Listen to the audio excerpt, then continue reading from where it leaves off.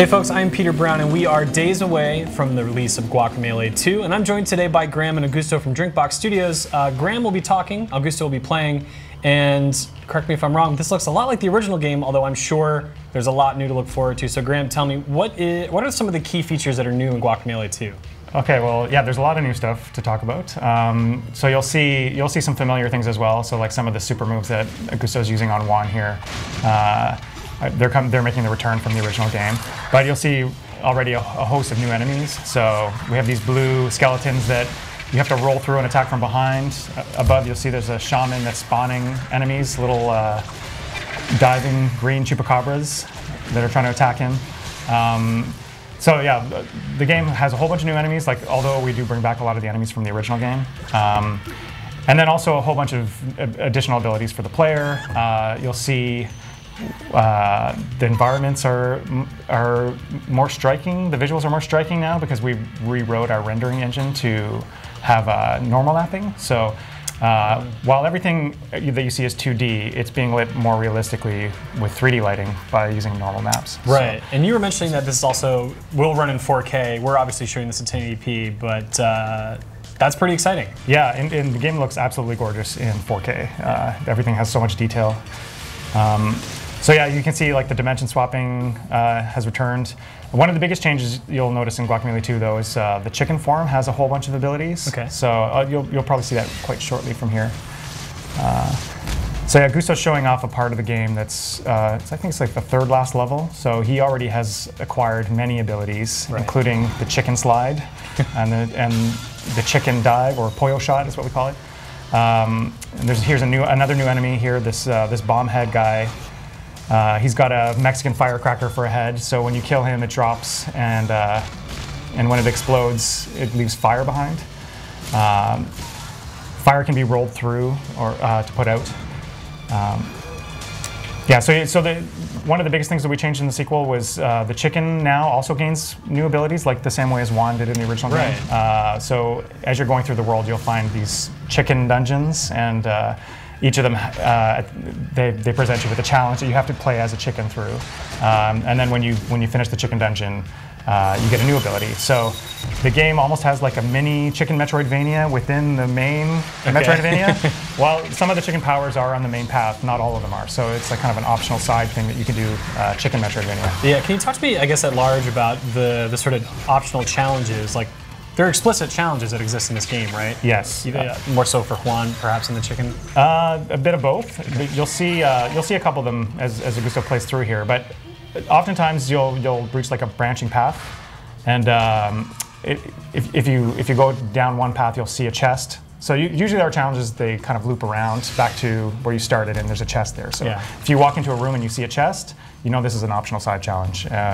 Usually the optional side challenges result in getting like a part of a heart or stamina upgrade for your character. Gotcha. The stamina is used for the super moves. You can see these little circles at the top of the screen, top left of the screen there. So any of the more powerful moves, like the dash punch or uppercuts, they consume a stamina circle, which comes back after a few seconds. Can you tell me a bit about the things that you guys took away from the first game, right? Because I thought that game was pretty good. I'd be hard pressed to say anything really needed to change about it. But I'd love to know, you guys are obviously making these things. What were some of the key stuff that you wanted to change? Well, yeah, there wasn't that many complaints about the original game. There was a couple things that people complained about commonly were. Some people had problems with the difficulty, especially the Jaguar boss fight. So we were very conscious about difficulty. We did way more playtesting with this one than we have with any of our other games. We're trying to find a nice balance of difficulty that would work for both hardcore and casual players, and moving some of the more difficult hardcore challenges off the main path. That's one thing. Another thing that got a lot of criticism was the memes. I was going to ask about the writing. Yeah. You won't see memes on the main path of the game for sure, but we might have some silliness on the side paths. And the length of the game was commonly criticized. People wanted more when they finished the game. They wanted it to be a bit longer. So the original game was about 6 hours long for the main path, and Guacamelee 2 is about 10 hours long, so it's more than 50% bigger, based on our playtesting. Can you talk to me a bit about the skill trees? Yes. Right here? So as you're playing through the game, you'll meet these different trainers, and each time you meet a trainer, it unlocks a new skill tree for you to purchase upgrades from. So Augusto already has a lot of upgrades here, but he just purchased a few additional grappling moves. So I think he bought like a suplex and a rocket kick. So as you're playing through the game, you'll be gaining money from defeating enemies, and then you can go and purchase skills from the skill tree. Each of the skill trees has like a bottom skill in them that are like really powerful, which require you to buy all the other skills in the tree first. So things like the really powerful abilities are things like when you kill an enemy, they explode and send all the other enemies around flying, or if you crouch, you'll gain back your health and stamina quickly. So some of those things are really useful for some of the harder end game content. Is there anything resembling a New Game Plus mode? No, not a New Game Plus, but when you do beat the game in normal, you unlock hard. Okay. And the hard difficulty does have a lot of changes to not just the combat, but like some of the scenario setup, some of the platforming challenges will be a little bit different in hard mode. Okay, nice. Yeah. Oh, he's got to kill these exploders. Or their instant death. Do any of your QA testers dabble in speedrunning at all? I'm curious how that community and that popularity has maybe influenced something here. Yeah, they compete internally to try and beat each other's speedruns. Not just the QA people, but near the end of the project, once the design is kind of wrapping up, pretty much everyone on the team is doing playthroughs. And they were having a lot of fun trying to beat each other's times on the debug leaderboards. Yeah. What's your personal best, if you have one? Oh, I'm not anywhere near. I think a couple of people were doing it sub 2 hours, which is really fast. Yeah. Obviously, not indicative of what most people will experience. No, and that's after playing through the game, dozens of times. Right. Yeah.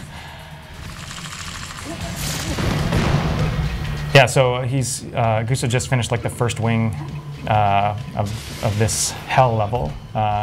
He's kind of looped back around into this main chamber. So this level is kind of structured around this main chamber, and you do like a series of challenges and then come back to the center and open up a gate to the next section. I think we also like to show something that's a little bit harder, one of the WAN endgame challenges. If you jump to that checkpoint.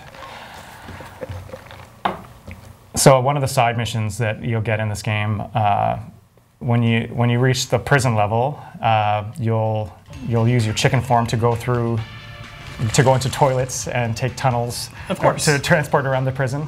And eventually you'll find this secret society of chickens, the Chicken Illuminati, inside of the prison level. When you talk to the Chicken Pope, their leader, he brings you and shows you this secret door. It's a giant egg-shaped door with a keyhole in it. Yeah. So he set you off on this optional side mission to try and collect the 5 key pieces to open that door. What's with the infatuation with chickens? I gotta ask. I don't know. It just works. It's just so silly. Yeah. We kind of stumbled onto it accidentally in the first game when, because the way that our characters are set up, all of our NPCs, they're controlled in a similar way to the player, so you can hook up the controller to any of them. And one day, one of the designers, they hooked up the controller to the chicken, and we were just running around the town as a chicken. It was just so much fun that we decided we got to put this in the game. Sit on a gold mine. Yeah. And then that became kind of our Metroid morph ball for chicken tunnels. Right. And then when we were exploring ideas for what we could improve, the chicken, we didn't really flesh out too much with the chicken in the original game. It was just used to going through tunnels. So we made the chicken, fighting as the chicken is a much more easy thing to do in this game. The chicken can throw and do pile drivers. The chicken can wall jump and glide and has its own set of abilities that you unlock as you're playing through. And it's a lot of fun. I mean, recently I went back and I played Guacamelee Super Turbo Edition 2 weeks ago, just to remind myself, what is it actually like? I've been playing Guacamelee 2 for so long at that point. Oh no. Whenever I had to turn into a chicken, I felt so hampered, trying to do the moves. Of course. Yeah. Well, what's your favorite thing about Guacamelee 2? Definitely the chicken stuff is my favorite. There's a lot of really dumb jokes in the game too that still make me laugh, even though I've seen them dozens of times.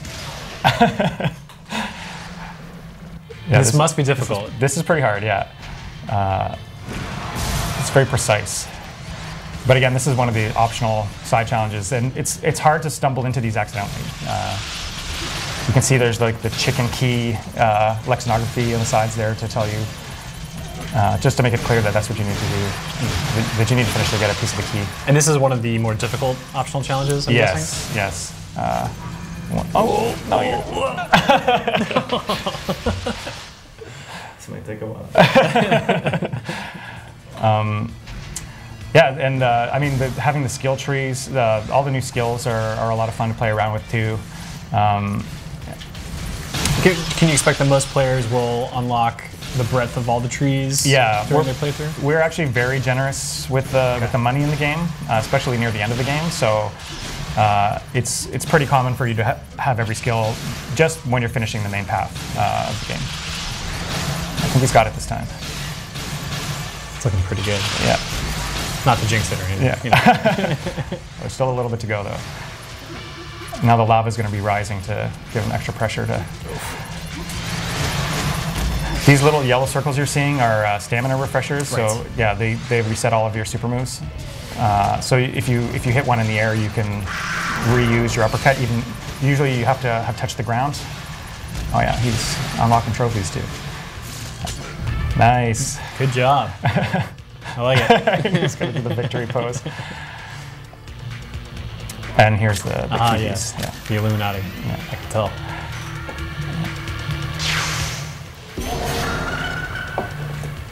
So that's he just got the second piece for the key. What's the best hint you can provide without spoiling anything about what lies beyond the door?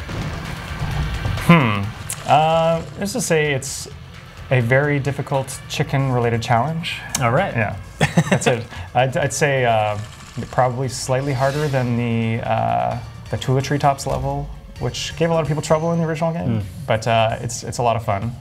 Yeah, it's one of the best platforming sections in the game. Yeah. Awesome. Well, Graham and Gusto, thank you so much for demoing off Guacamelee 2 today, sharing some of your chicken shenanigans and plans for the sequel. I'm looking forward to this. Remind folks, this comes out August 21st? 21st? Yes. And On it'll be PlayStation on PlayStation and Steam. Yes. All right, thanks a lot, guys. Take care. Thanks for watching. Thanks, Peter.